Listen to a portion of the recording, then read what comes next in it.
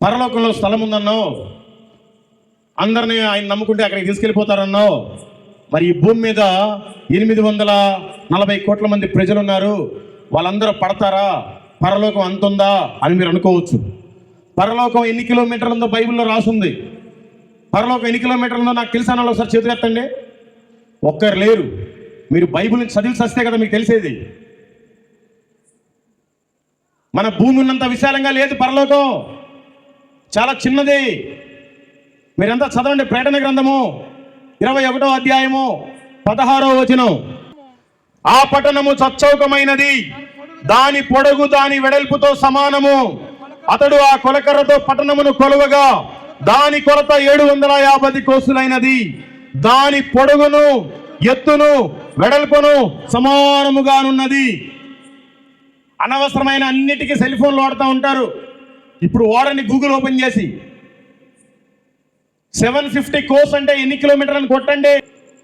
ఒక కోస్ అంటే 3 కిలోమీటర్ల 75 మీటర్లు ఇంటూ 750 వేయండి, 2306 కిలోమీటర్లు.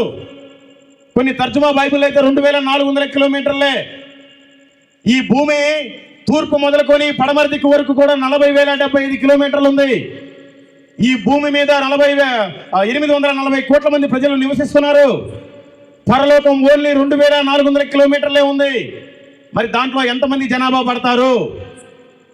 అందరూ పట్టరు, ఓన్లీ భక్తులే పడతారు. నేను భక్తుడిని, నేను భక్తురాల్ని, నేను పరలోకం వెళ్తాను అన్నలో ఒకసారి చేతులు ఎత్తండి. Praise Lord. ఒక అక్క ఎత్తింది, నువ్వు నిజంగా యేసునామంలో వెళ్తావు, ఎందుకంటే ఆవిడ భక్తురాలు. మరి మీరంతా భక్తులు కాకపోతే ఇంకే లెక్కలోకి వస్తారు? భక్తిహీనులు. భక్తిహీనుల కోసం మంచి వాక్యం రాసిపెట్టాడు దేవుడు ముందుగానే.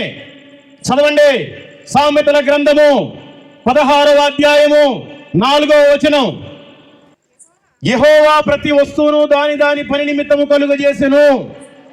నాశన దినమునకు ఆయన భక్తిహీనులను కలుగజేసెను. నాశన దినము = నరకము.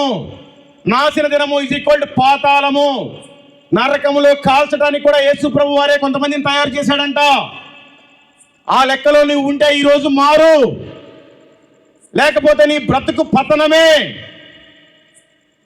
ఆషామాష కాదు క్రైస్తవం అంటే. దేవుడు రోషం కలిగిన దేవుడు. నిన్ను ఎంతైతే ప్రేమించి నీ కోసం ప్రాణం పెట్టాడో, నిన్ను గద్దించి బుద్ధి చెప్పి తాట పీకే రోజు కూడా వస్తుంది. తెలుసుకో, దేవుడు ప్రేమామయుడే, కానీ ఆయనకి పౌరుషం ఎక్కువ, ఆయనకి రోషం ఎక్కువ.